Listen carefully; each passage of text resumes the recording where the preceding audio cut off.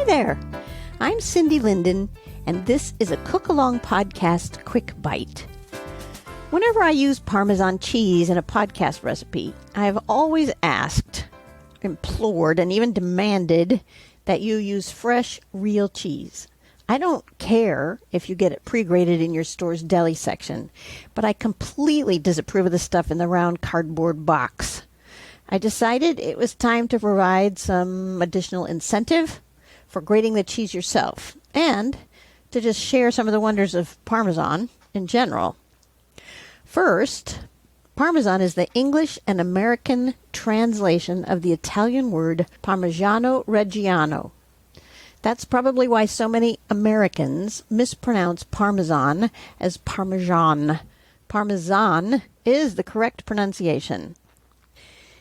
In the U.S., the word Parmesan isn't regulated, if you will. You might say Parmesan and think you're talking about real Italian cheese, but the FDA says what's labeled Parmesan or even Parmigiano in the United States stores can be any cow's milk cheese with, quote, a hard and brittle rind and granular texture that grates readily, unquote.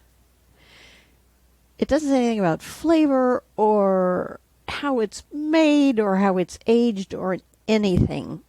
Just those three qualities, and it can say Parmesan cheese on it.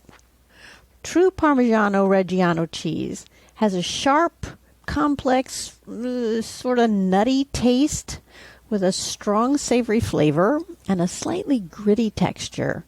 It's pretty hard. It's not soft cheese. A single wheel takes at least 1 year to age, around 12 to 16 months. It takes 131 gallons of milk to make. We're talking about a single wheel here. And in order to be authentic, it can only be made in a restricted area in northern Italy. That's why it's more expensive than domestic Parmesan cheese and why it's worth the money.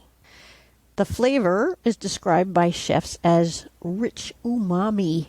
And, by the way, if you have access to Stanley Tucci's TV show, Searching for Italy, he's got a wonderful episode. Gosh, I think it's the Milan episode where he talks about the cheese and he goes into the cheese cellars of the, cellars, C-E-L-L-A-R, those dark, cold places that you store things, and tastes cheeses of different ages and made with different kinds of ingredients, and kind of explains why the real stuff only comes from that region of Italy. Anyway, it's fun watching, and I recommend it if you can find it.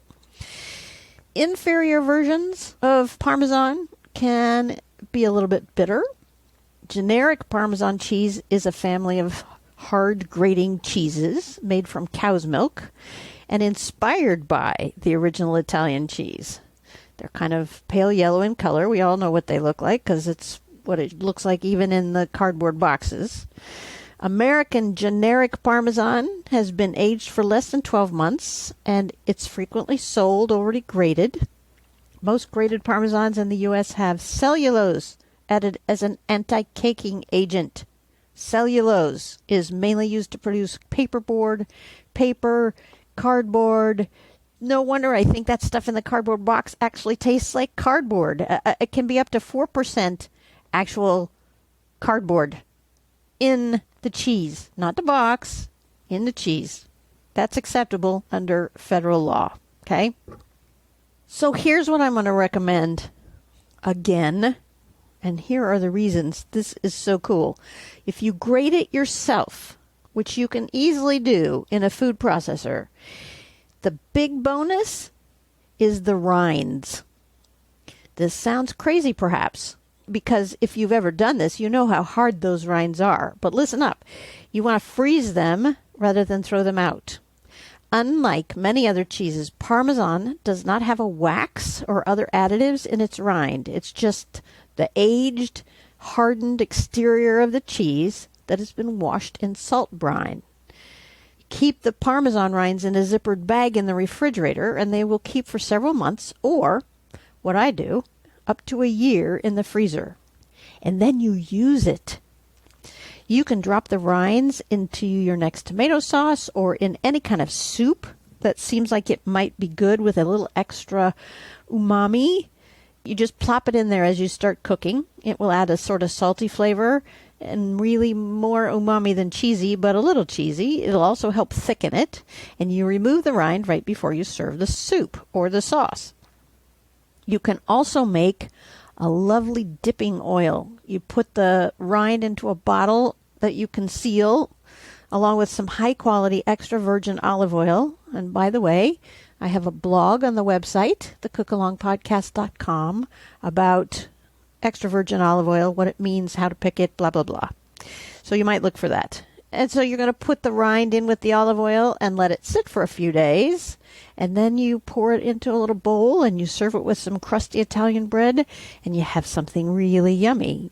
You can add herbs to it if you want or just enjoy the flavor of the cheese. Here's one that I learned from Stanley Tucci. It's a recipe he got from Pino Postoraro for cheese stock. Okay, that's like chicken stock, beef stock, vegetable stock, cheese stock. Because, well, I don't know, cheese stock. Here's how this Italian chef says to do it. It sounds a little crazy. I admit I haven't tried it yet, but I am looking forward to doing it. He says to save up about 1.5 pounds of the rinds in the fridge. This came via Stanley Tucci in his book, My Life Through Food, which is also just a fun read. I recommend that as well. It's got a bunch of recipes in there, but really his stories about eating food and talking to chefs are well worth the time of the book. So, as I was saying, put about 1.5 pounds. You keep them in the fridge. This is just the rinds. Then you wrap them all into a piece of cheesecloth or muslin, something that you can tie with a string. Tie it closed, and then tie the string to the handle of a sort of large pot. Pour a quart of water, which is 4 cups, into the pot. Add 3 small bay leaves and 3/4 cup of coarse sea salt. Yes, it's a lot of salt.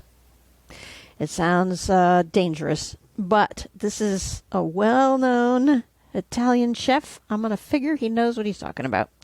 You simmer it for 2 hours, and then you strain the water, so there's nothing in it but the cheese stock. You store it in the refrigerator, and then you can use that in soups and pastas. You can add it as pasta water. You can add it to the pasta water. You can put it in sauces. I don't know what you might find. There could be dozens of things that you find to use cheese stock in that you maybe used to use chicken stock for. Also, you can add it to risotto. If you make risotto, and I have a lovely recipe for risotto on my website. It takes a lot of cutting of things, but it's really good. It's called roasted sweet potato risotto with peas, Parmesan, and Gruyere. It's an original recipe from me. It's super yummy. I really hope you'll try it out. I have not tried it yet because I created that recipe before I'd read about how to make a cheese stock. But that is certainly something I would consider doing, although it's got a lot of cheese in it already. But, you know, there's no such thing as too much cheese. You may have heard me say that before. If you want just ordinary risotto without a bunch of fun things in it, let's say you've got your pot of chicken broth simmering on the side that you're going to use for the risotto. Throw a rind in there. Throw a single rind in there. Throw 2 rinds in there. Let it kind of simmer in the broth, or at least stay warm, and it'll impart some flavor to the broth.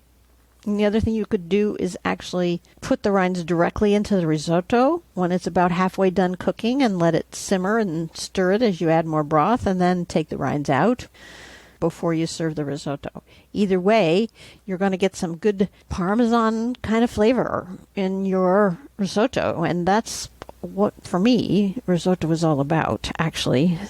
And one more conveyance for the flavor of cheese. You can also put it in a steamer basket if you're steaming veggies. Put the steaming vegetables in the steamer basket and add a rind to the basket. You'll find that it adds flavor and you don't have boring vegetables anymore. I'm going to give you a few more things. I found this on a website called La Cucina Italiana, and they suggest putting the cheese rinds in whatever you might be serving as what they call a first course. So you soften them by leaving them to soak in milk for a couple hours, and then cut them up and add them to the pasta, or the pasta and beans, or pasta and potatoes, or whatever you're serving as your first course. It does not say to fish them out, so I guess you just eat them because they're soft now. Here's another fun thing. You can fry them. Fried cheese rinds. You throw a little extra virgin olive oil in a hot pan and cut the Parmesan into cubes or strips and throw that in the pan. As soon as they start to expand a little, they're ready to serve. And one of the things that they say about this is that you have to enjoy them freshly fried or they're going to go hard again. So it means you're eating them warm. This seems to me to be a really good thing. Surprise, surprise, you can also grill them. On the grill or griddle or barbecue, you put the hard side down. You grill them in large pieces so they don't fall through the grates. You just give them a little light spray with a neutral nonstick cooking spray that can handle high heat. So canola or avocado or something you can get in a spray, but not olive oil because that will smoke and burn. And you put them on the grill over direct heat until they get browned and a little charred on the edges and have softened a little bit, just a couple of minutes per side. And then you take them off the heat, slice them into bite-sized pieces, and serve them. If you don't have a grill, or it's the middle of winter, you can bake them in the oven and you'll get something similar. You line a broiler pan or a baking pan with aluminum foil and place the rind side down on the foil. And then you put it under the broiler for a few minutes until lightly browned. Then you turn the rinds over and toast the rind side. You toast the cheesy side first because that way when you flip over the rinds, they won't stick to the foil quite as much. And then if you want to, once you've grilled your cheeses, you can eat it just like that because yum. Or you can drizzle them with a little honey or a little aged balsamic vinegar.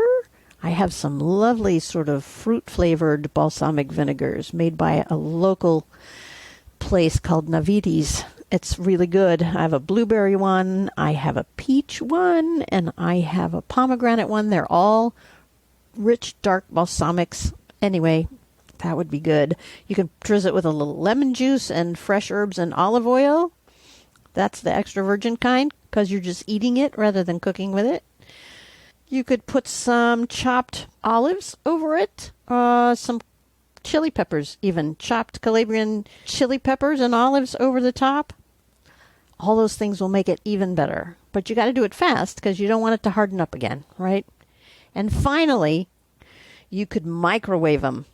I know, it sounds crazy, but you get something sort of like those cheese chips, you know, the sort of new rage where you just cook the cheese until it's crispy. So you cut the cheese rind into pieces and you put them in the microwave at full power and let them cook until bubbles start forming. It takes about 2 minutes. It may take a little more time. If the crusts are a bit old, you may need to repeat it. And you're waiting for them to expand. And then you have puffed Parmesan crusts. If, beyond all of these reasons, you need more incentive to grate your own Parmesan, just try it once for me and do a side-by-side taste test with the stuff in the round cardboard box with the added cellulose/cardboard and see what you think. Tune in 2 weeks from today for another Cook Along Podcast Quick Bite, and next week for a new recipe to try. New podcasts every week on Saturday mornings. Tell your friends you listen to the Cook Along Podcast, and until next time, happy cooking!